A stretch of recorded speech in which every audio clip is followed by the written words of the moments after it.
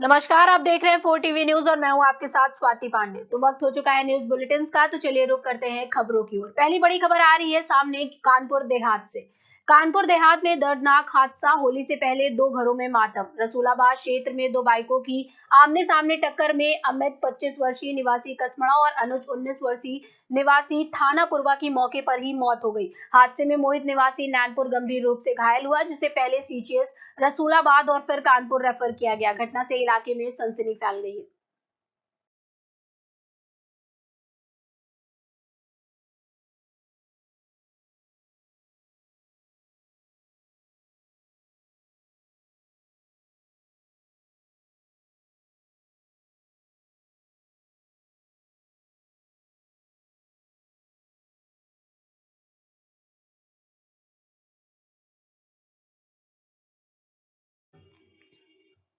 वही अगली खबर आपको बता दें, जालौन से सामने आ रही है। एट में महिला से छेड़छाड़ और अपहरण की कोशिश का आरोप, पुलिस की भूमिका पर भी सवाल। नगर पंचायत एट निवासी मंजू देवी ने आरोप लगाया कि 26 फरवरी की रात सब्जी मंडी के पास कार्तिक त्रिपाठी व साथियों ने दुपट्टा खींचकर शील भंग किया और कार में जबरन बैठाकर अपहरण की कोशिश की।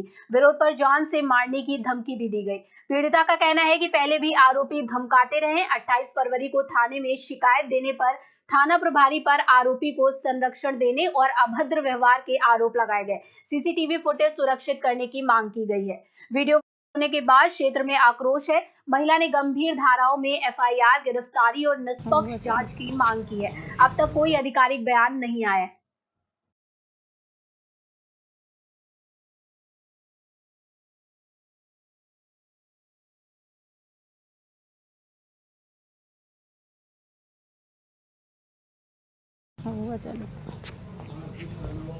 मतलब ऐसो साहब हमसे मिले, हमारी जगह मतलब उनको अंदर बैठा ले हुए हैं। ये नियम है, दज्जियां हैं। हम अभी मीडिया वाले लगाते अगर ऐसा सिस्टम है तो।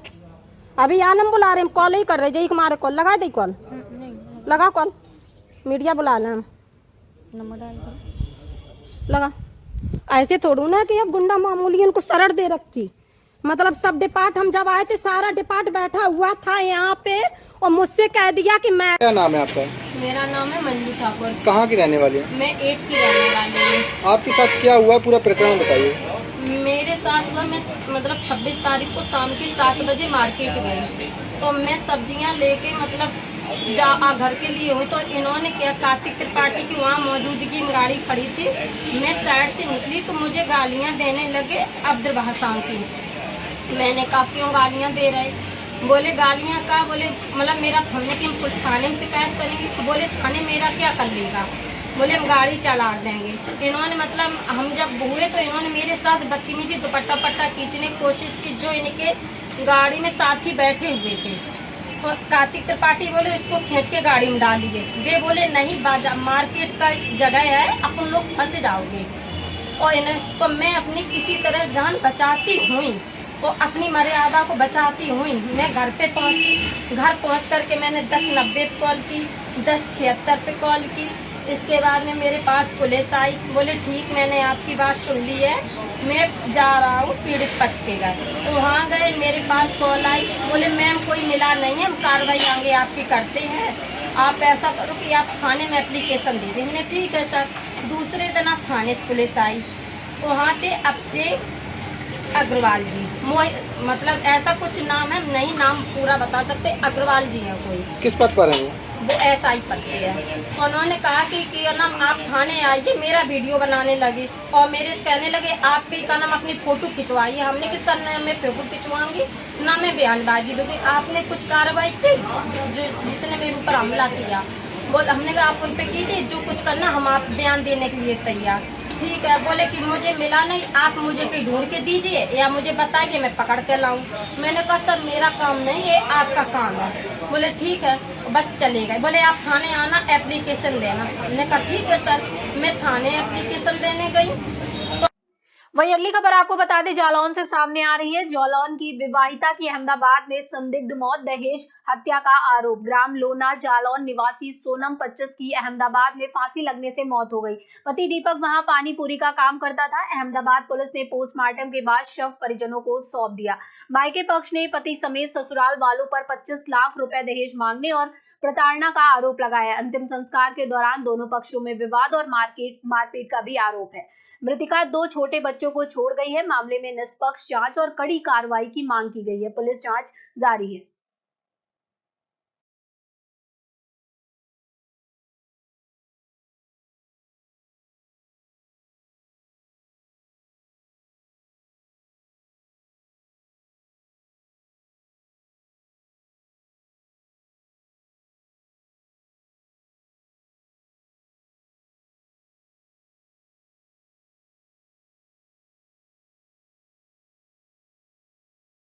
बेटा क्या हुआ था?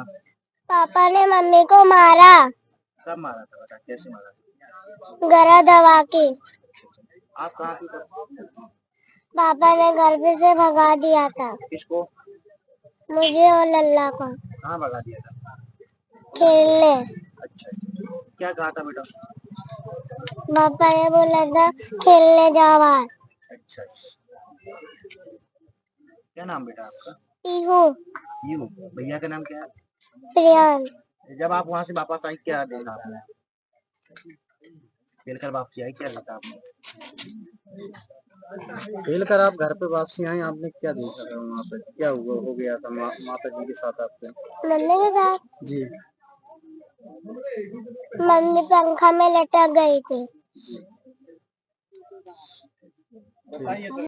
क्या नाम लड़के का? बाबू बाबू उन्होंने पहले ही फोन कर दिया और यहाँ पे गुंडे बुलाए उन्होंने। रोड पे 50-60 को गुंडे बुलाए। क्या कहा उनके द्वारा क्या कहा गया? उन्होंने सीधा हमारे ऊपर हमला कर दिया, वो मारा। बॉडी के हम लोग बॉडी के पास जा रहे थे, उन्होंने जाने नहीं दिया, सीधा हमला कर दिया उन्होंने। सीधा हमला कर दिया।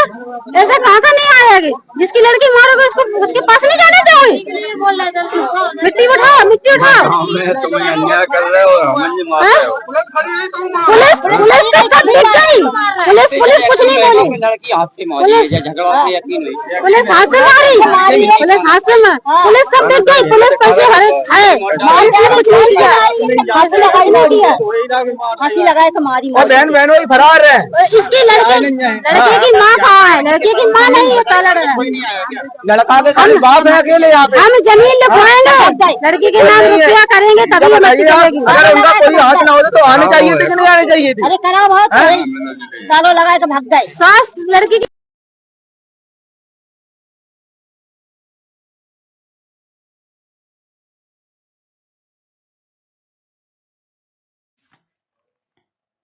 वहीं अगली खबर आपको बता दें, बहराइच से सामने आ रही होली से पहले पयागपुर में छापेमारी, मिलावटी मिठाइयां नष्ट। जिलाधिकारी अक्षय त्रिपाठी के निर्देश पर खाद्य सुरक्षा विभाग ने पयागपुर में मिठाई दुकानों पर ताबड़तोड़ छापेमारी की। एसडीएम अश्विनी पांडे और एएफएसओ डॉक्टर अमर सिंह वर्मा की अगुवाई में हुई कार्रवाई में मिलावटी मिठाइयां पकड़ी गई। मौके पर ही बड़ी मात्रा में अपमिश्रित मिठाइयां नष्ट कर दुकानदारों को सख्त चेतावनी दी गई। प्रशासन ने साफ कहा है कि होली पर लोगों की सेहत से खिलवाड़ बर्दाश्त नहीं होगा। कार्रवाई से क्षेत्र में हड़कंप मच गया।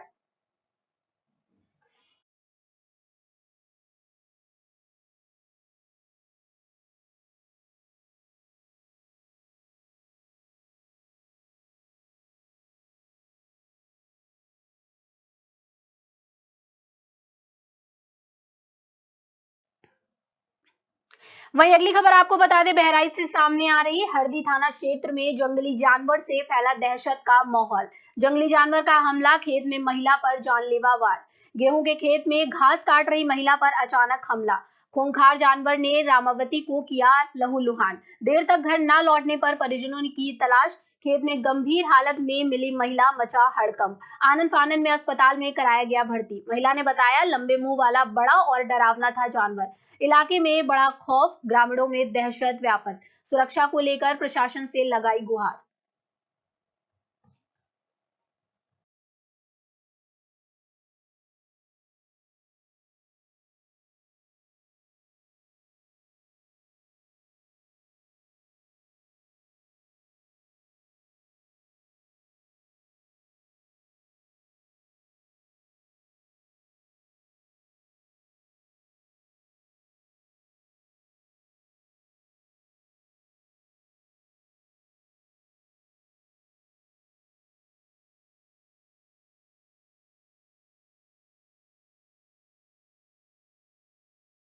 का नाम है तुम्हारा? हमार ननकई ये कौन है जो घायल हुई है? सास है हमार। का भवा रहा इनके? ये गए रहे खेते गए तो वहाँ बड़ी देर के बाद ढूंढा गया तो वहाँ खेते में सब लोग रहे से परी रहे नाय रहा तब उठावा गवा लावा गवा कोनो में खटिया लाद कर लेके। तो कौन जानवर काट ली इसरा इनका? अब भेड़िया अम्मा बता रही देखी नहीं हूँ। कहा था कि वही मेरे है बड़ा भड़ी के मुँह है लंबा लंबा बतावा। तो का करत रहे खेत में?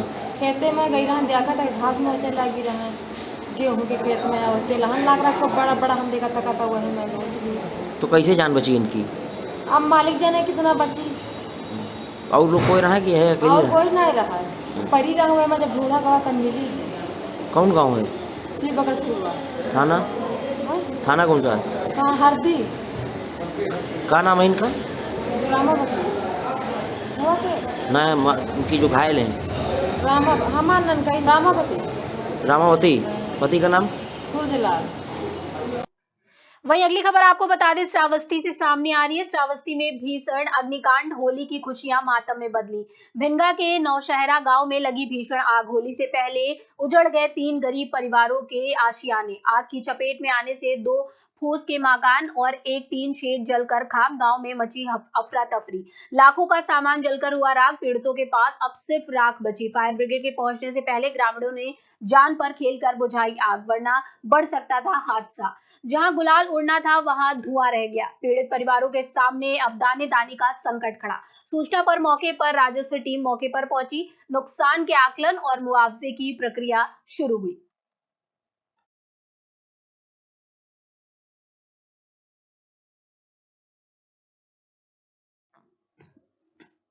वहीं अगली खबर आपको बता दें, बहराइच से सामने आ रही है। जिले वासियों को सुरक्षा का एहसास दिलाने के लिए डीएम और एसपी उतरे सड़कों पर। पुलिस प्रशासन ने निकाला फ्लैग मार्च। डीएम, एसएसपी सहित सिटी मजिस्ट्रेट, एसडीएम सदर, ईओ बहराइच रहे मौजूद। Holi, Eid, Iran supreme leader की मौत को लेकर अलर्ट।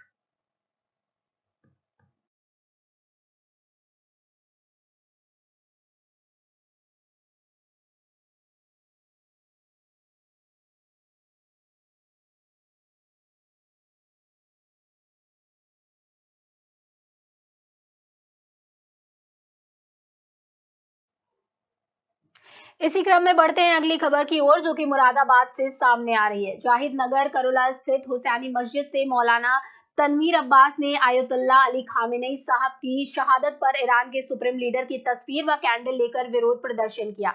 मौलाना सैयद तनवीर अली ने आयतुल्ला साहब की कुर्बानियों, उनकी रहनुमाई और इंसानियत के लिए किए गए कार्यों पर विस्तार से रोशनी डाली। उन्होंने कहा कि आयतुल्ला की शहादत उम्मत के लिए एक बड़ा सदमा और अपूरणीय क्षति है। मजलिस के दौरान उपस्थित लोगों ने गमगीन माहौल में उन्हें खिराजे अकीदत पेश किया।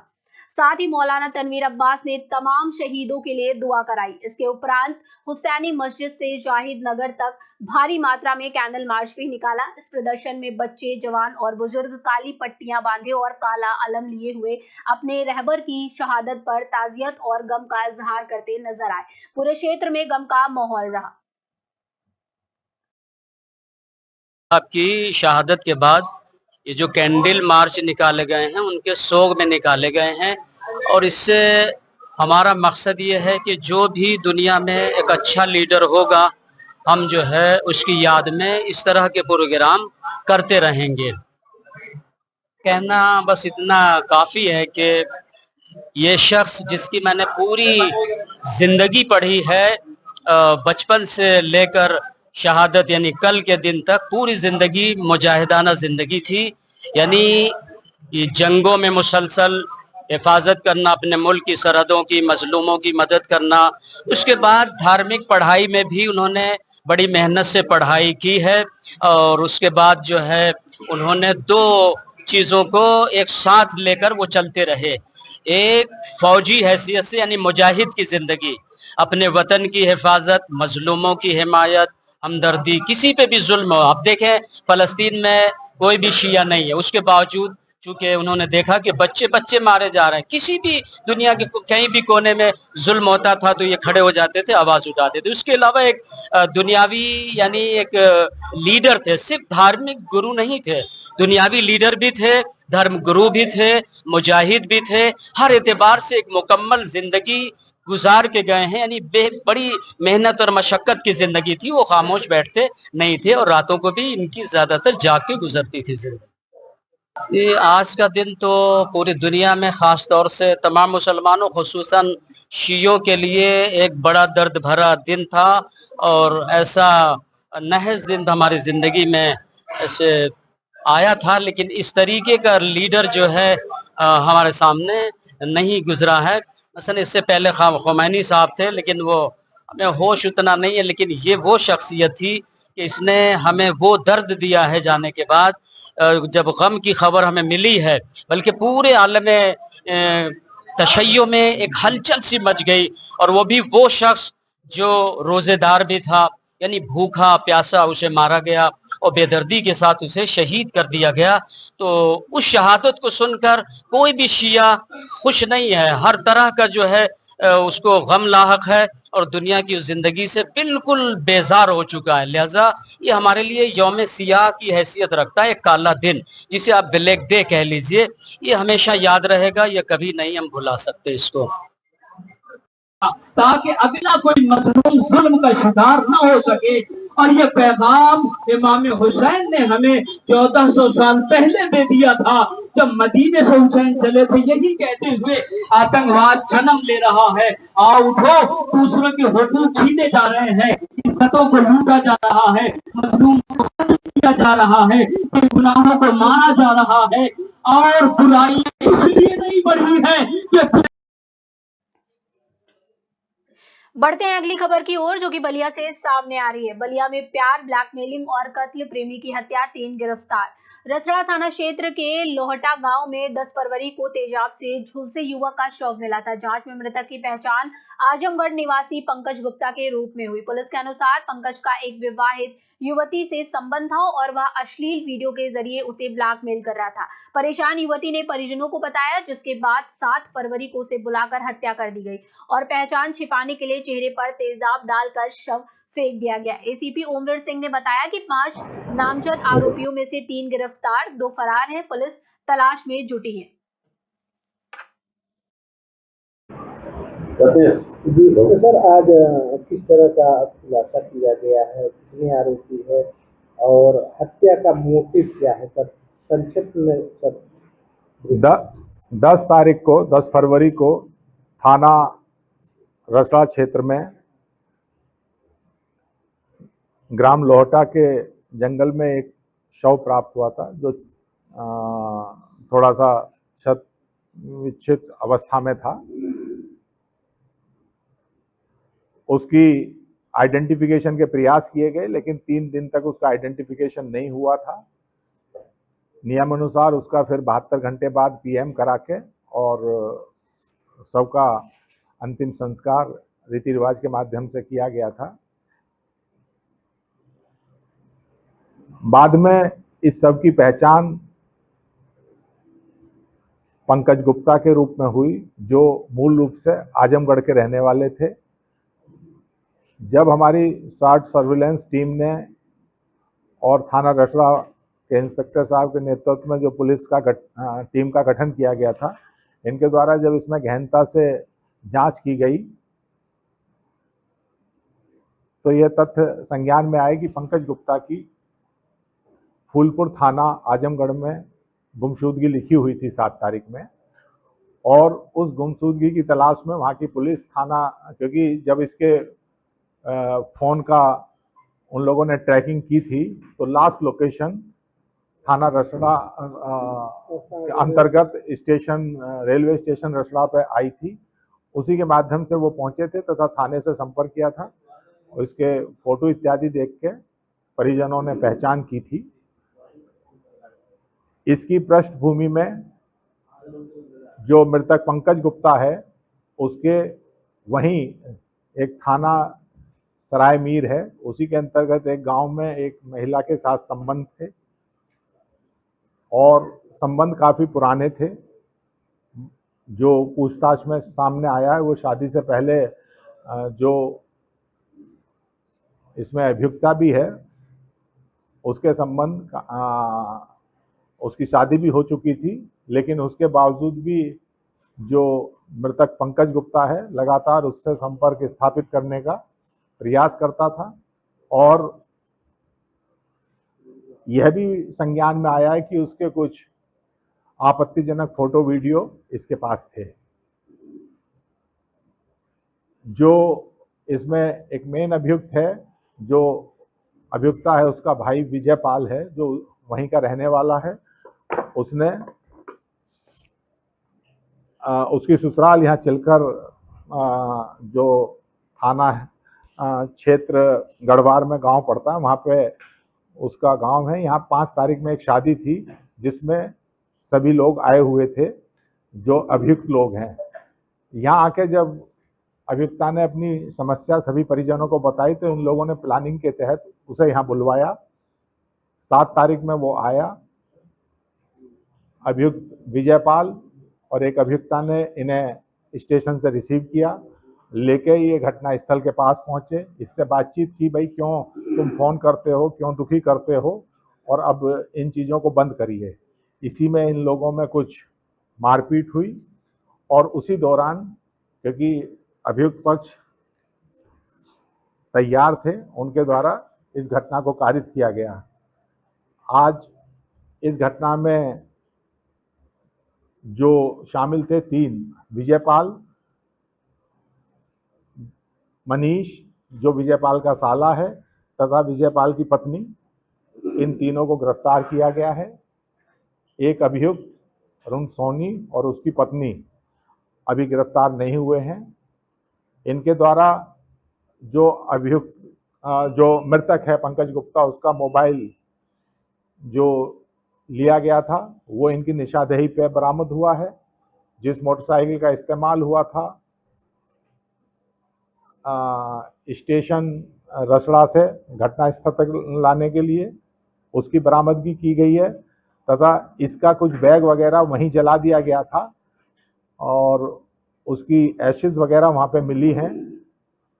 यहाँ तक कि मृतक का जूता, क्योंकि वहाँ उस समय अगर आप लोगों को ध्यान हो तो 2 घटना स्थल थे। एक जगह एक रस्सी और उससे संबंधित कुछ और चीज़ें मिली थी और उससे करीब 100 मीटर दूर इसकी डेड बॉडी मिली थी। आज इन सभी चीज़ों को अभियुक्तों की निशानदेही पे जो चीज़ें अभी तक गायब थी वो उनके द्वारा बरामद कराई गई है। 3 लोगों को जेल भेजा जा रहा है और 2 की गिरफ्तारी के लिए टीम लगी हुई है। सर, चेहरे पर जिस तरह से उस समय डेड बॉडी मिली तो पूरा ब्लैक हो गया था, तो ऐसा लग रहा था कि उसके चेहरे पर कोई ज्वलनशील पदार्थ भी फेंका गया था, जलाने की कोशिश। ये पूछताछ में ये संज्ञान में आया है, क्योंकि पहचान छुपाने के लिए उस पर टॉयलेट क्लीनर इनके द्वारा डाला गया था, जिसके कारण उसका चेहरा झुलसा हुआ था। अलायक कत्ल क्या रहा सर? जी, अलायक कत्ल जो है किस चीज से मारा गया था? चाकू और रस्सी। चाकू से इसका गला काटा गया था और उससे पहले रस्सी से इसका गला दबाया भी गया था। इस खुलासे करने वाली टीम को कुछ पुरस्कृत 25,000 का इनाम जो टीम है जिसने ये अच्छा और एक बड़ा दक्षता के साथ किया है, उस टीम को 25,000 का इनाम दिया गया है। Thank you sir. वही अगली खबर आपको बता दें, शाहजहांपुर से सामने आ रही है। शंकराचार्य प्रकरण में नया मोड़, समर्थक परिवार ने मांगी सुरक्षा। स्वामी अविमुक्तेश्वरानंद सरस्वती मामले में नया घटनाक्रम सामने आया। शंकराचार्य के पक्ष में बयान देने वाले रमाशंकर दीक्षित शाहजहांपुर पहुंचकर परिवार की सुरक्षा की मांग की है। दीक्षित का आरोप है कि आशुतोष पांडे ने उनकी बेटियों को शंकराचार्य पर आरोप लगाने के लिए उकसाया था। पक्ष में शपथ पत्र देने के बाद से उन्हें धमकियां मिल रही हैं और परिवार की रेकी की जा रही है। डर के कारण बेटियों ने स्कूल जाना बंद कर दिया है। दीक्षित ने प्रशासन से सुरक्षा देने की गुहार लगाई है।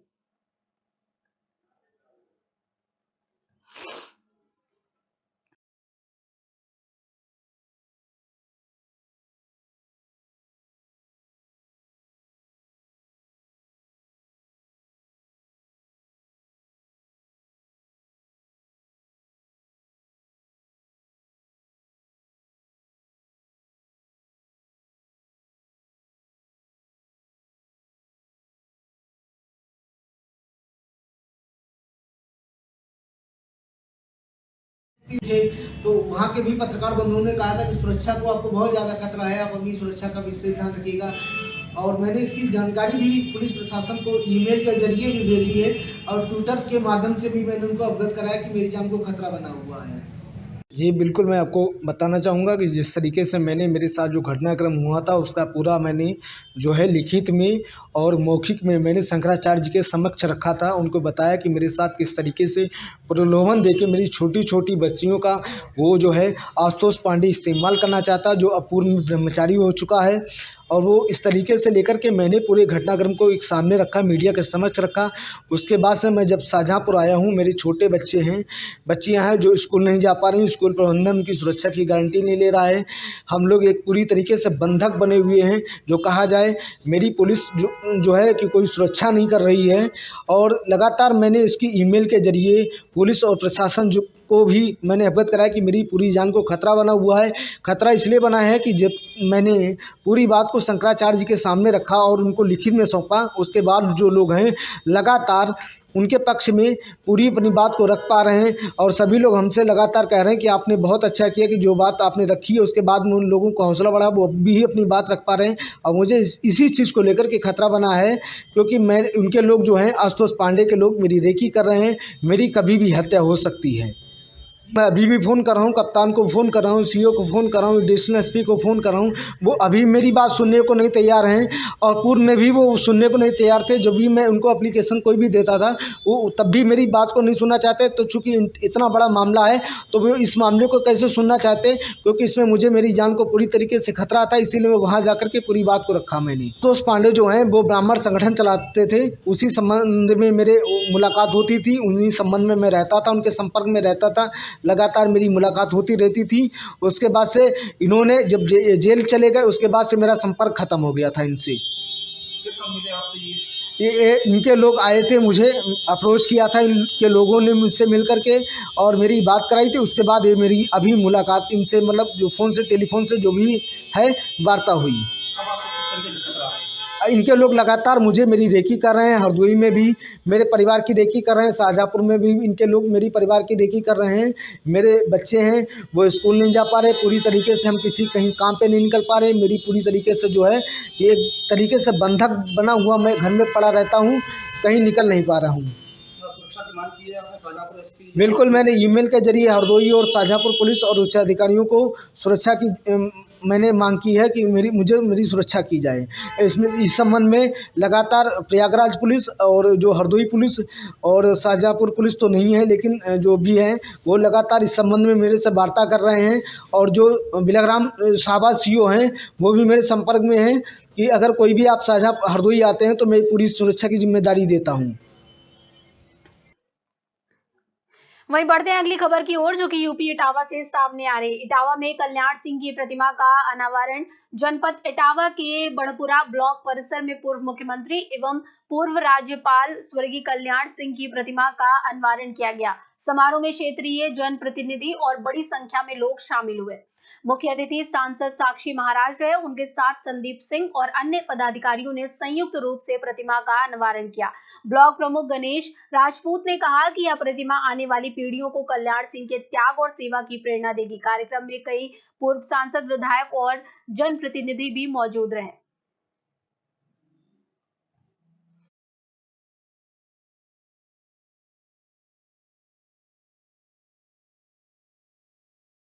मोबाइल पीछे करो यार। ओ भैया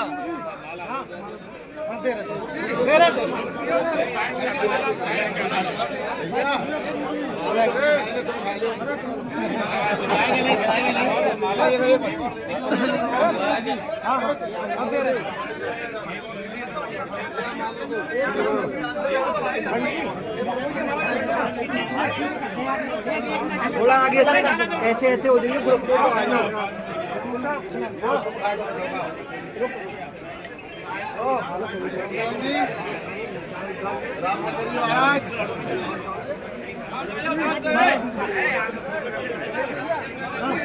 अब थोड़ा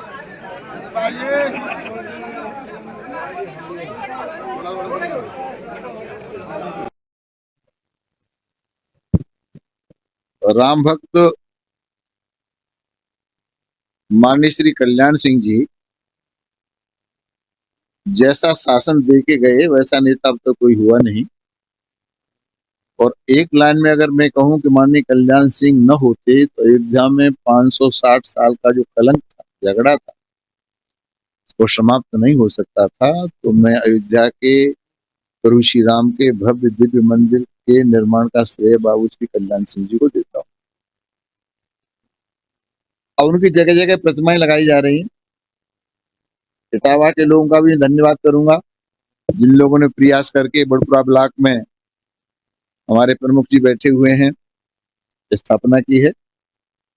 उसका अनावरण करने का सौभाग्य हम लोगों को प्राप्त होगा। और उसके बाद नवास में एक कार्यक्रम रखा है,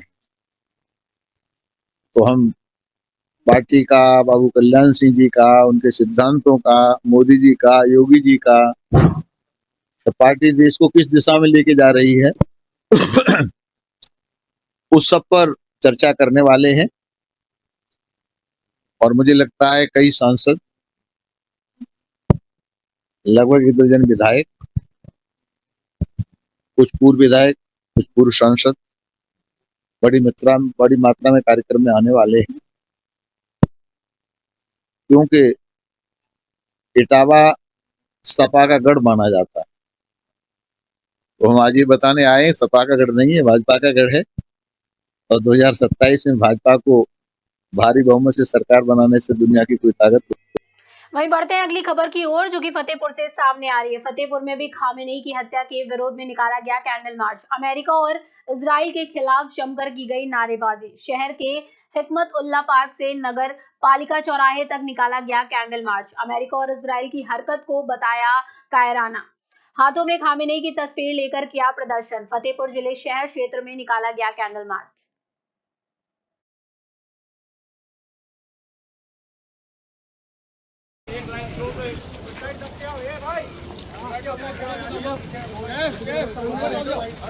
आगे भाई आप लोग थोड़ा सा पीछे रहो तो समझ में आएगा। पीछे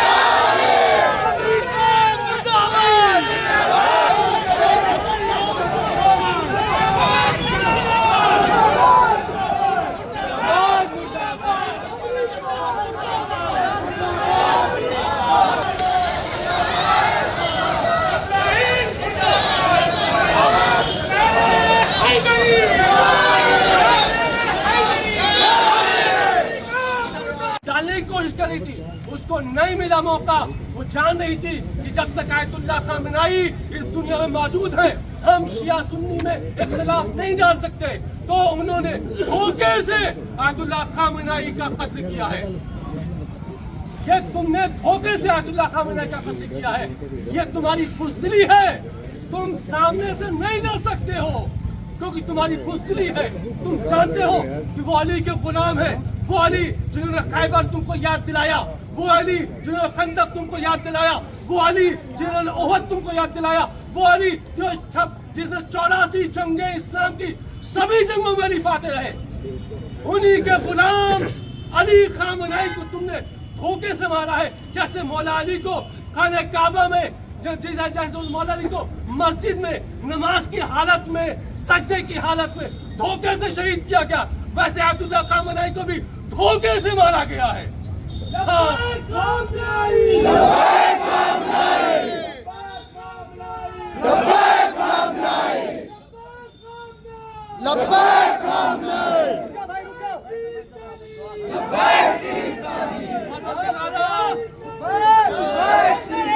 दुनिया की जो सियासत है, गंदी सियासत, तो ये चाहते हैं ये शिया सुन्नी अलग अलग परवरदिगारा आयतुल्लाह की, आयतुल्लाह खामेनेई की ये मेहनत क़यामत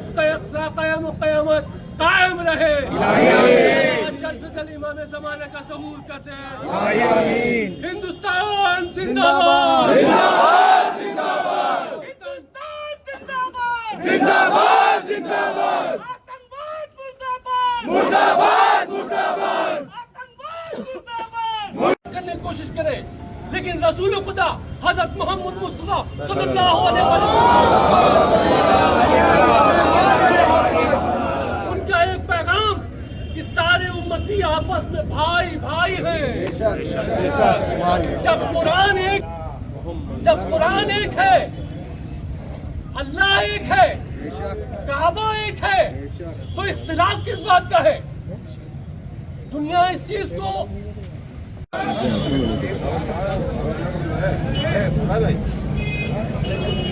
किन मांगों को लेके आप लोग आज ये कर रहे हैं, क्या मामला है? बस ये कि शहीद किया गया है, तो कैसे शहीद किया गया? जब मुज़ाकरात चल रही थी, बातें चल रही थी, उस दरमियान ये बातों की मुज़ाकरात के दरमियान उनको कत्ल किया गया, ये धोखे से कत्ल किया है। ये अंतर्राष्ट्रीय नियम का उल्लंघन है और अंतर्राष्ट्रीय कानून का उल्लंघन किया है अमेरिका और इजराइल ने। और हम लोग बस यही प्रोटेस्ट करने आए कि जो बेगुनाह इनको कत्ल किया गया है, और ये बताने आए कि हम उनके साथ हैं। और पूरे शिया सुन्नी हिंदू मुसलमान जितने भी मजहब के लोग हैं, जो इंसानियत पसंद है, सब उनके साथ हैं। और आज उनके गम में सब उनके गम में शरीक है। आज पूरी दुनिया जो गम मना रही है इनका, वो इसी बात है कि सारे मजहब को उन्होंने एक कर रखा था। हर जगह उन्होंने हर मजलूम के साथ खड़े थे। जहाँ जहाँ भी जुल्म होता था, सबसे पहले वो आवाज़ उठाते थे। हाँ जी जानी बेगुनाह उनको कत्ल किया गया। क्या नाम है आपका? मेरा नाम सैयद कलीम अब्बास।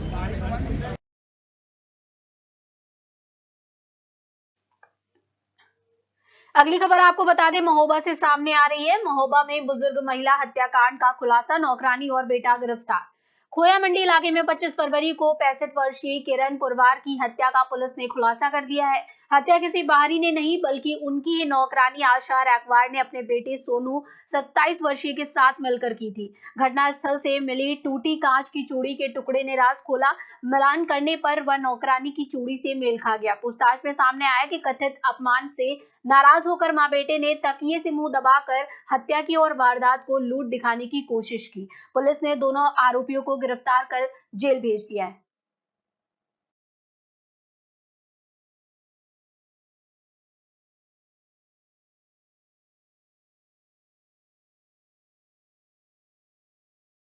बिल्कुल फांसी नहीं आ रही।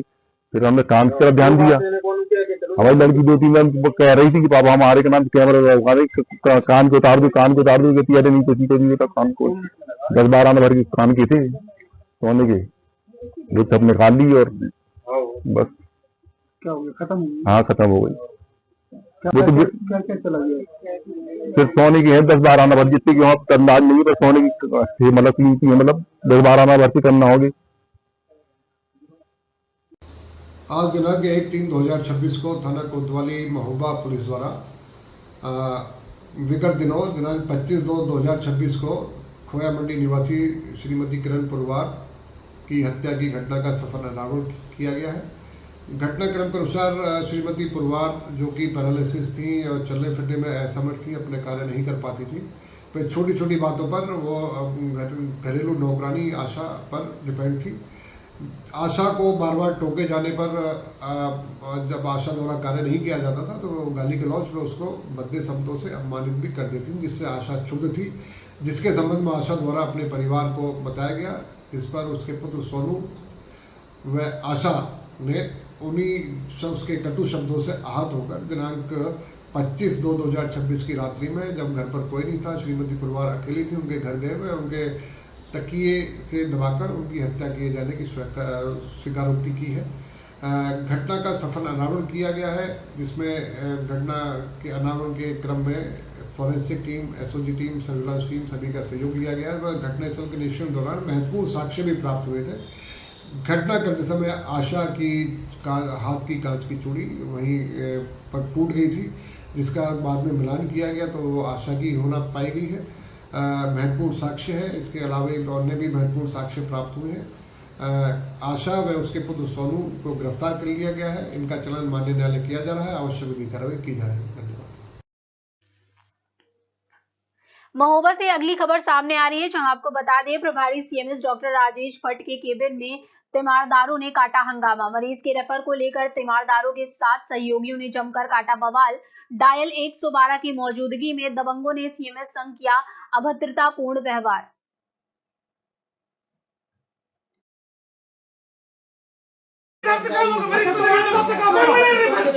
रेफर नहीं बनाओगे?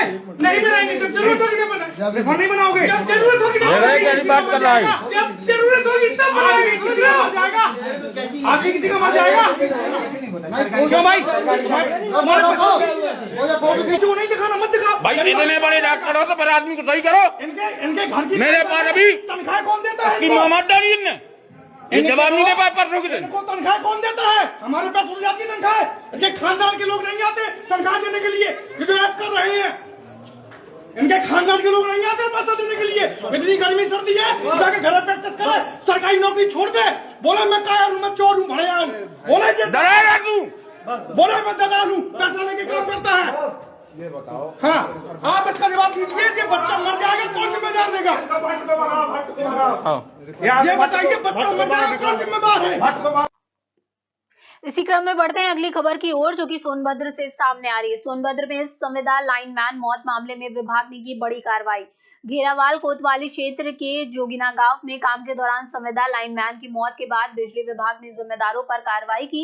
अधीक्षण अभियंता रमेश चंद्र के निर्देश पर रॉबर्ट्सगंज एक्साइज एसडीओ घोरावाल और जेई शैलेश प्रजापति को निलंबित कर दिया गया, जबकि 2 संविदा कर्मियों को बर्खास्त किया गया है। जांच में शटडाउन के बावजूद बिजली आपूर्ति बहाल करने को गंभीर लापरवाही पाया गया। विभाग अब उच्च स्तरीय जांच के साथ पीड़ित परिवार को मुआवजा देने की प्रक्रिया में भी आगे है।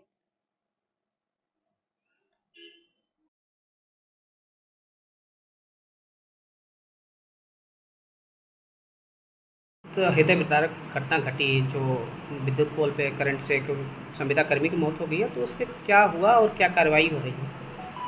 देखिए, जो हृदय विदारक घटना घटी है ये सुरक्षा नियमों की अनदेखी और लापरवाही के कारण घटी है और इसमें अधिशासी अभियंता, एसडीओ और जेई को निलंबित किया गया है तथा 2 संविदा कर्मचारियों को बर्खास्त। तो इसमें जो संविदा कर्मी की मौत हुई है, क्या उसके लिए मुआवजे के लिए कोई मुआवजे के लिए कार्रवाई की जा रही है? जो भी अनुमन्य उसको देना होगा कंपेंसेशन के लिए वो दिया जाएगा। तो जिसने ये जिसके लापरवाही से मौत हुई है, तो उनके उसके ऊपर किस तरह की कार्रवाई होगी? जो भी इसमें लापरवाही में पाया गया है, जो बिजली चालू किया था और जिसने लापरवाही से मौत हुई है, तो उसके ऊपर किस तरह की कार्रवाई की जाएगी? उनको बर्खास्त किया गया। कितने लोगों को बर्खास्त किया गया? 2 लोगों को बर्खास्त किया गया, 2 संविदा कर्मी। उनके ऊपर कोई कानूनी कार्रवाई वगैरह कुछ? ये जो संभव कार्रवाई थी कर दी गई है, बाकी जांच के बाद देखा जाएगा। वहीं अगली खबर आपको बता दें, सीतापुर यूपी से सामने आ रही है। सीतापुर में पुलिस का रोड मार्च, त्योहारों पर शांति और सहयोगी की अपील। सीतापुर में पुलिस महानिरीक्षक लखनऊ किरण SR, जिलाधिकारी डॉक्टर राजा गणपति और आर के नेतृत्व में रूट मार्च किया गया। होली, रमजान और ईद को ध्यान में रखते हुए मोहल्ला कजियारा में पुलिस ने सुरक्षा, शांति और सौहार्द बनाए रखने की अपील की। व्यापारियों और धर्मगुरुओं से बातचीत कर आपसी सहयोग और भाईचारे के साथ त्योहार मनाने का संदेश भी दिया गया।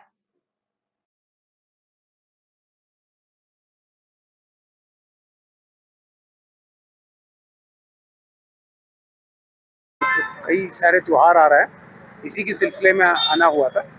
तो अभी हाल में होली है जो कल से शुरू हो जाएगा, तो उसमें ड्यूटियां कैसे लगी है और यहाँ पर तैयारियां क्या है इसका एक जायजा लिया जाए। और दूसरे ये है कि कोई निर्देश दिए गए हैं कि बेसिकली होली के टाइम पे ज़्यादा अलर्टनेस की ज़रूरत है और कोई अन्य कारण की वजह से नहीं, परंतु होली के दिन लोग ज़्यादा भाव में और उत्साह में होते हैं, उसको एक मैनेज कर लिया जाए और जो शरारती तत्वों पर नियमित रूप से कार्रवाई कर लिया जाए कि पुलिस की प्रेजेंस और पुलिस की स्विफ्ट एक्शन ये बहुत ज़रूरी है और प्रिपरेशन तो उम्मीद है कि कर रहे हैं।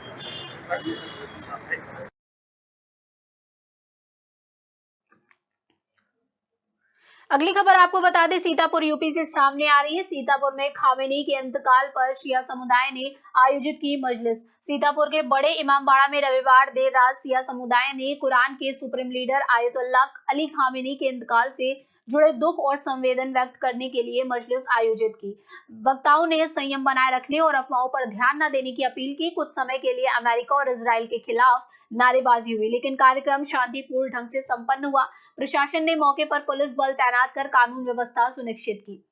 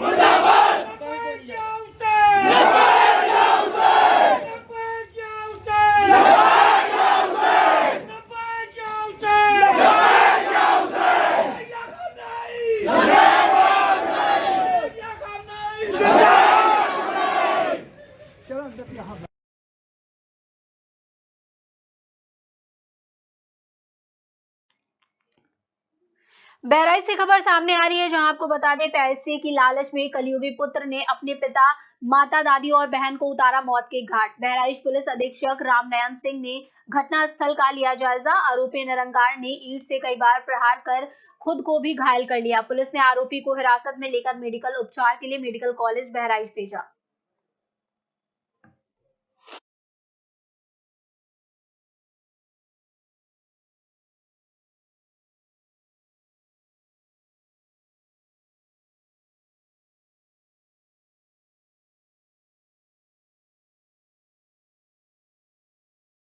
आज दिनांक 2/3/2026 को गुरुदेव पुत्र बदलू वर्मा निवासी बसंतपुर रुदल रामगांव थाना रुपईडीहा द्वारा प्रभारी निरीक्षक रुपईडीहा को लिखित सूचना दी गई कि दिनांक 1/2 मार्च 2026 की रात्रि करीब 12 बजे शोर की आवाज़ सुनकर जब वह अपने कमरे से बाहर आया तो देखा कि उसके छोटे भाई निरंकार द्वारा पिताजी द्वारा बेची गई जमीन व गहने का पैसा न देने की बात को लेकर विवाद करते हुए आवेश में आकर कुल्हाड़ी से मारकर माताजी, पिताजी, दादी व बहन को गंभीर रूप से घायल कर उनकी हत्या कर दी गई और जान से मारने की नीयत से कुल्हाड़ी से वादी पर के सर पर भी वार कर दिया गया।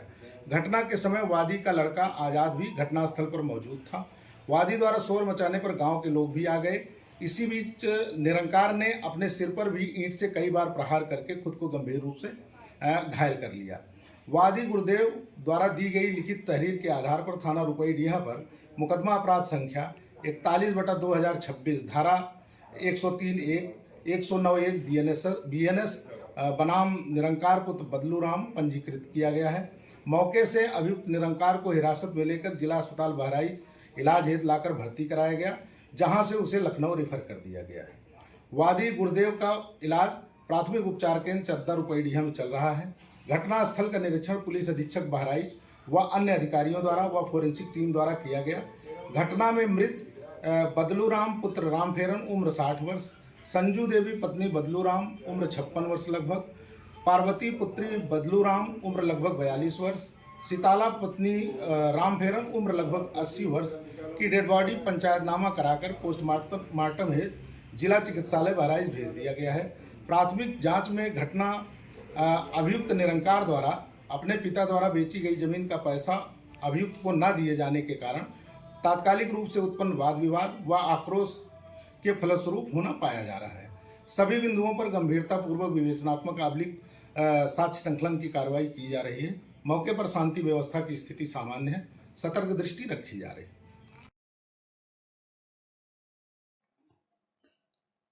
इसी क्रम में बढ़ते हैं अगली खबर की ओर, जो कि मथुरा से सामने आ रही है। शंकराचार्य के समर्थक दिनेश फलाहारी महाराज को जान से मारने की धमकी। श्री कृष्ण जन्मभूमि मंदिर केस के मुख्य याचिकाकर्ता दिनेश फलाहारी महाराज ने आरोप लगाया कि उन्हें अज्ञात नंबर से जान से मारने की धमकी मिली। धमकी देने वाले ने कहा कि सब कुछ खत्म कर देंगे और चैनलों पर ज्यादा मत बोलो। फलाहरी महाराज ने मुख्यमंत्री, प्रधानमंत्री और राष्ट्रपति को पत्र भेजकर सुरक्षा की मांग की। उन्होंने कहा कि अगर उनकी हत्या होती है तो शासन, प्रशासन और आशुतोष ब्रह्मचारी जिम्मेदार होंगे। महाराज 4 साल से मथुरा मंदिर से मस्जिद हटने तक अनशन कर रहे हैं। अपने हिंदुओं के गौरव माननीय मुख्यमंत्री जी को पत्र लिखा है और मांग की है कि कुछ दिन पहले हमसे एक फ़ोन पे व्यक्ति धमकी दे रहा था कि तुमको फंसा देंगे, झूठे मुकदमों में फंसा देंगे, तुम चैनलों पर ज़्यादा मत बोलो। और कल हमको इस नंबर से धमकी आई है, नीचे वाले नंबर से। ये बोल रहा है सब कुछ ख़त्म कर देंगे, मार देंगे, ज़्यादा चैनलों पर बकवास मत किया करो, तुम क्या जानते हो, क्यों बोलते हो इतना। तो इस प्रकार की जो धमकियां मिल रही है बहुत ही निंदनीय है। अरे हमने तो अपने सनातन धर्म के सर्वोच्च गुरु शंकराचार्य भगवान का बचाव किया है। शंकराचार्य भगवान निर्दोष हैं और जिसने आरोप लगाया है उसको हम 2014 से जानते हैं, जब वो समाजवादी पार्टी ब्राह्मण सभा में प्रदेश अध्यक्ष था। यह व्यक्ति इतना गिरा हुआ व्यक्ति है जिसकी कोई कल्पना नहीं कर सकता। ये खुद कुकर्म करता है, आरोप दूसरों पर लगाता है। ये लोगों को SC ST में फंसाता है अपनी भाभी के द्वारा। उसका इसने फर्जी प्रमाण पत्र बना रखा है SC ST का। लोगों पर 307 लगाता है, दुराचार के आरोप लगाता है, ठगी के आरोप लगाता है। यह हिस्ट्री सीटर है, गैंगस्टर है, इस पर 27 आपराधिक मुकदमे हैं। तो ऐसे व्यक्ति का चैनलों पर हम जो कच्चा चिट्ठा उजागर करते हैं, उसमें क्या गलती करते हैं? आप सभी सनातनी भाई बताएं कि हमने जो कहा है, यदि एक भी शब्द गलत हो तो हमको बीच चौराहे पे फांसी दे दो, हम तैयार हैं फांसी के लिए, लेकिन हम सत्य बोलेंगे चाहे कोई भी हो सामने। तो हमारी मुख्यमंत्री जी आपसे यही प्रार्थना है कि जिस व्यक्ति ने हमको धमकी दी है मारने की, उस पर कठोर कार्रवाई की जाए। और हम आपके चैनल के माध्यम से यह भी कहना चाहते हैं कि यदि हमारी हत्या हो जाती है तो उसके लिए आशुतोष ब्रह्मचारी और शासन प्रशासन को जिम्मेदार समझा जाए, क्योंकि हम लोग अंडरग्राउंड रहकर अपनी जान बचा रहे हैं। हम कृष्ण जन्मभूमि का मंदिर का केस लड़ रहे हैं, हम सनातन धर्म की लड़ाई लड़ रहे हैं। तो हम गलत क्या कर रहे हैं? हमारे लिए हिंदुस्तान के सभी सनातनी भाई हर समय तैयार रहते हैं। विदेशों में बैठे लोग भी हमें फ़ोन करते हैं और कहते हैं आप चिंता मत करो, हम तुम्हारे साथ हैं। तो हमारे साथ सनातनी भाई हैं, हमें कोई टेंशन नहीं है, लेकिन ऐसे लोगों पर भी कार्रवाई होनी चाहिए जो धमकियां दे रहे हैं। वहीं अगली खबर आपको बता दें, लखनऊ से सामने आ रही है। ईरान और अमेरिका के हमले के बाद ईरान के सुप्रीम लीडर आयतुल्लाह खामेनेई का निधन हो गया। उसके बाद पुराने लखनऊ में जबरदस्त प्रोटेस्ट देखने को मिला। अमेरिका मुर्दाबाद, इजराइल मुर्दाबाद के नारों की गूंज से लोगों ने की आवाज बुलंद। पुराने लखनऊ के खास बाजारें बंद कर किया प्रोटेस्ट, जिसमें नक्कास, अकबरी गेट, हुसैनाबाद सभी बाजारें रही बंद। मौजूद है लखनऊ के हुसैनाबाद एरिया में, जहां पे एक प्रोटेस्ट हो रहा है जो इजराइल और अमेरिका के हमले में ईरान के सुप्रीम लीडर आयतुल्लाह खामेनेई का निधन हो गया है। उसी को लेके यहाँ पे एक बहुत बड़ा प्रोटेस्ट चल रहा है। देखते हैं, जानते हैं लोगों में क्या प्रक्रिया है, क्या आक्रोश है, किस बात का प्रोटेस्ट हो रहा है। भाई साहब, जो इजराइल और अमेरिका ने एक हमला किया है जिसके अंदर ईरान के सुप्रीम लीडर का इंतकाल हो गया है, उसके क्या शहीद हुए, उनका क्या कहना है?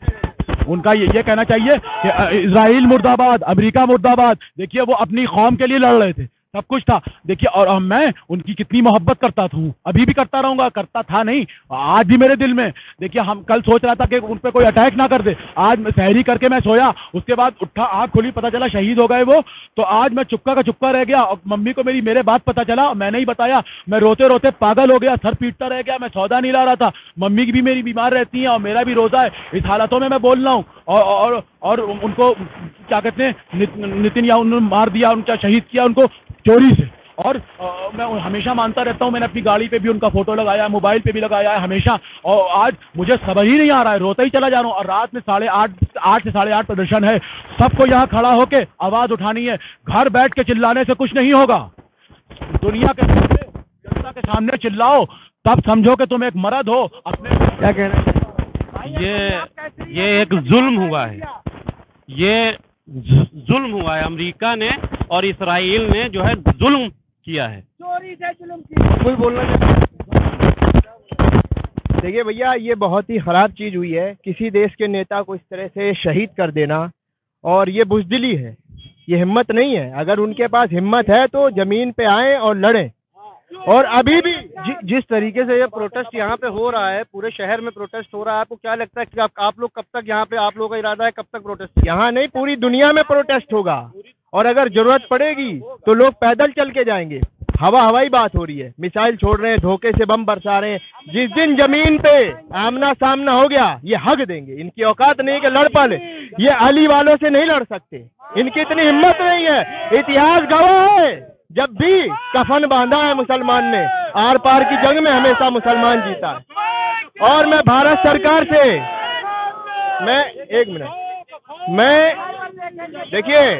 मैं भारत सरकार से अपील करूंगा कि एक मुश्त होकर के अपने पुराने दोस्त ईरान से आप जो है दोस्ती निभाइए, उनका साथ दीजिए। ईरान बरसों से, हमारा एंशियंट का रिश्ता ईरान से, पहले पर्शिया था, इजराइल को बने हुए 70 साल हुए हैं, उससे दोस्ती निभाने से कुछ नहीं होगा। दोस्ती उनसे निभाइए जो जुल्म के खिलाफ खड़े हैं, और गलत का साथ मत दीजिए। मैं भारत सरकार से स्पष्ट लफ्जों से मैं ये कहना चाहता हूँ, ये जो कुछ मीडिया के लोग हैं, जिस तरह की बयानबाजी चल रही है और जिस तरह के लोग, उनके ऊपर कार्रवाई करिए सख्ती के साथ।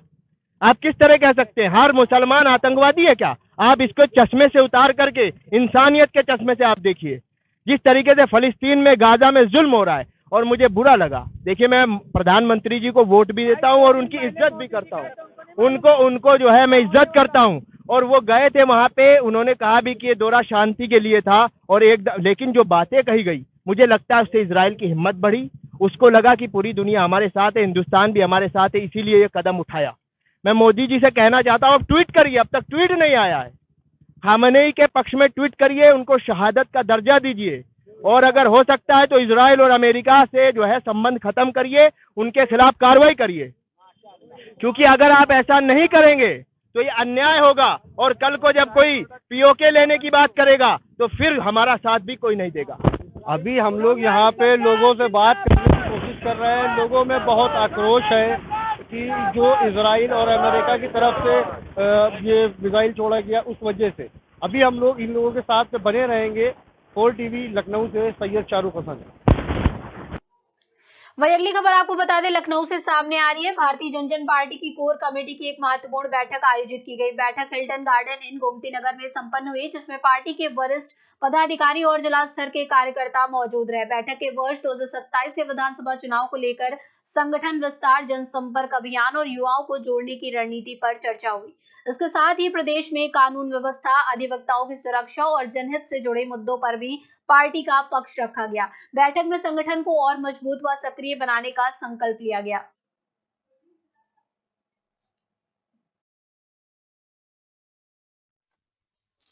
आज हम लोग 2-3 चीजों पे, मुद्दों पे हम लोगों ने बात की है।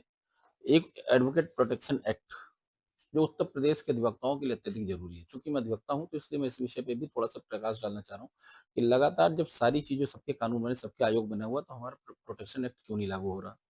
बार बार ये समाज, भारतीय जनता पार्टी कहती तो है कि हम प्रोटेक्शन एक्ट लाएंगे, लेकिन कब लाएगा? आज लगातार इस एक हफ्ते के अंदर 3 अधिवक्ताओं की हत्या हो गई, 2 अधिवक्ताओं को अपहरण करके मारा गया। इतनी बड़ी बड़ी वारदातें हो जा रही, कोई कार्रवाई नहीं हो रही। इन विषयों पे कोई बोलने वाला नहीं, कोई कुछ कहने वाला नहीं है। टोल लगातार, हमारा टोल के लिए जब हम सारी चीजें देते हैं, रोड टैक्स दे रहे, रोड पे सारी टैक्स दे रहे, गाड़ी पे भी टैक्स दे रहे, हर चीज पे टैक्स दे रहे, टोल क्यों? तो हम लोग का यही 2-3 चीजें मांग है कि एक एडवोकेट प्रोटेक्शन एक्ट और टोल, ये बिल्कुल समाप्त होना चाहिए और प्रोटेक्शन एक्ट लगना चाहिए। सब ने परिचय देते हुए जो आज की बैठक की गई है, किन अहम मुद्दों पे बैठक हुई है, क्या निष्कर्ष निकला है, उसकी जानकारी दीजिए। नमस्कार, मैं पंडित मनीष महाजन, भारतीय जनता पार्टी का राष्ट्रीय संयोजक हूँ। और आज जो है कोर कमेटी की बैठक यहाँ ग्रैंड होटल में किया गया। हम लोग सारे जो कोर कमेटी के सदस्य हैं, बॉम्बे से रितेश जी हैं, हम लोग बगल बैठे हुए हैं, आप बैठे हुए हैं, उपाध्यक्ष महोदय महेश जी बैठे हुए हैं, बलिया से भी लोग आए हुए हैं, महेश जी, सभी लोग आए हुए हैं, जो भी कोर कमेटी सदस्य थे वो बैठे हुए हैं। आज अहम मुद्दा ये था कि हम लोग पार्टी जो 2027 में चुनाव लड़ेगी, वो किस मुद्दों पर लड़ेगी। तो इस विषय पर गहन चिंतन किया गया और यूजीसी को लेके जो समाज में बेमनता फैली हुई है, जो अफरा तफरी मची हुई है, जो छात्रों के बीच में एक द्वेष की भावना फैल गई है, उसको लेके यूजीसी का विरोध हम लोग किस स्तर तक कर सकते हैं। इन विषयों पे हम लोग क्या चर्चा हुई है, बैठक हुई है, जिसपे काफ़ी इस मुद्दों पे काफ़ी चर्चा के बाद कई निर्णयों पे हम लोग पहुँचे हैं कि हम लोग गाँव से इसकी विरोध शुरू करेंगे और पहला प्रोग्राम हम लोग बलिया से स्टार्ट करेंगे और बलिया से स्टार्ट करते हुए उत्तर प्रदेश के प्रत्येक जिलों तक धीरे-धीरे हम लोग उसको लेके बढ़ेंगे। पार्टी में महिलाओं की कितने प्रतिशत की भागीदारी है? चूँकि 50% भाई महिलाएँ आज की डेट में हैं हमारे पास, लेकिन पार्टी में भागीदारी कम है। उन प्रयास हम लोग लगे हुए हैं कि पार्टी में महिलाओं को भी जोड़ा जाए। क्या महिला भी कोई प्रत्याशी उतरेगी मैदान में? बिल्कुल, महिला प्रत्याशी भी हैं। सुमन सिंह हैं, वो अयोध्या से लड़ने के प्लान में हैं। ऐसे ही और भी जो प्रत्याशियाँ हैं, जो उनको लड़ाया जाएगा। यूजीसी में क्या संशोधन चाहिए? यूजीसी में देखिए संशोधन सिर्फ मेरा एक ही है कि जो ये उन्होंने कानून एक ला के रख दिया है कि मैं जो कहूँगा वो उन्होंने जो एक बार कहा, जैसे एससी एसटी कानून था उसमें अगर हम एप्लीकेशन देते थे तो उसमें एक बार पहले होता था जेल भेज दिया जाता था, फिर उस पे विवेचना होती थी, लेकिन सुप्रीम कोर्ट के बाद उसको रोक लगी। उसी तरह इसमें है, इसमें विवेचना का अधिकार ही नहीं है। इसमें मैंने एप्लीकेशन आपको दी, उसको माना जाएगा कि आपने ये काम मेरे साथ कर दिया है। ये घटना मेरे साथ कारित कर दी है और आपको तत्काल वहाँ से सस्पेंड कर दिया जाएगा। वो किसी शिक्षक के लिए भी हो सकता है, वो किसी स्टूडेंट्स के लिए भी हो सकता है, किसी के लिए भी हो सकता है वो। माननीय उच्च न्यायालय ने मामले को गंभीरता से लेते हुए संज्ञान लिया और इस पर रोक लगाई, उस पर क्या कहना चाहेंगे? क्या आपको लगता है कि कुछ संशोधन और भी होना इसमें चाहिए? देखिए, मैं अधिवक्ता हूँ, इसलिए मैं उच्च न्यायालय के उसको आदेशों को मानता हूँ और मैं समझता हूँ माननीय उच्चतम न्यायालय जी ने जो आदेश दिया है, मैं उसका सम्मान कर रहा हूँ। मेरा विरोध आदेश के विरोध में नहीं है, मेरा विरोध सरकार के विरोध में है कि उन्होंने इस कानून को लाया ही क्यों? इसकी आवश्यकता ही क्या थी? ज़रूरत क्या थी? किसने माँगा था? ओबीसी वर्ग ने माँगा था, एससी वर्ग ने माँगा था, क्यों लेके आए? एक तरफ पे तो बँटोगे तो कटोगे, आपने तो बाँट दिया, लाइन खींच दी। 2 भर में बाँट दिया, एक तरफ हरिजन ओबीसी हो जाएँगे, एक तरफ सवर्ण हो जाएँगे। क्यों हो जाएँगे भाई? आज आप मुझे सिर्फ़ एक चीज़ की कोई जवाब मुझे दे दें कि आज किसी भी कॉलेज में आप मेरे साथ चलिए, मैं आपके साथ चलता हूँ। प्रत्येक सीट पे बता दीजिएगा क्या अगली पंक्ति पे केवल ब्राह्मण और समान वर्ग के लोग बैठते हैं, उसके पीछे ओबीसी वाले वर्ग बैठते हैं या उसके पीछे एससी वाले वो लोग बैठते हैं? कौन लोग बैठते हैं? तो ये सब चीज़ें जो लगातार समाज में द्वेष की भावना से जो भेज रहे हैं, ये गलत चीज़ों को भेज रहे हैं। क्या संदेश देना चाहेंगे मीडिया के माध्यम से? मीडिया के माध्यम से मैं सिर्फ इतना ही संदेश आपके माध्यम से देना चाहता हूँ कि इस समाज में जो ये अराजकता इस कानून को लेके फैली हुई है, जो आज छात्र पढ़ाई को छोड़ के अपनी करियर की चिंता में डूबे हुए हैं, जो इस कानून के आते ही छात्र जो है आपस में दुश्मन हो जाएँगे। एक दूसरे के बाद प्रतिद्वंद्विता बढ़ जाएगी और बच्चे जो अपने करियर के लिए प्रति चिंतित रहते हैं, पढ़ाई के लिए चिंतित रहते हैं, वो अपना करियर बचाने में लगे रहेंगे और दुश्मन और अपराध की जगत की ओर अग्रसर हो जाएंगे। और इस कानून का रोकना समाज, देश और न्याय हित के लिए अति आवश्यक है, बच्चों के भविष्य के लिए आवश्यक है, क्योंकि बच्चे मेरे इस देश का कल का भविष्य है। जहाँ बात होती है भारतीय जनता पार्टी की, क्या भारतीय जनता पार्टी गठबंधन भी करेगी? अभी ऐसा कोई विचार नहीं है, गठबंधन के विषय पे भी कोई हम लोग की ऐसी विचार नहीं है कि गठबंधन किया जाएगा, लेकिन देखा जाएगा भविष्य में अगर कुछ ऐसा अगर बनेगा समय तो उसको किया भी जा सकता है, इससे कोई इनकार नहीं है।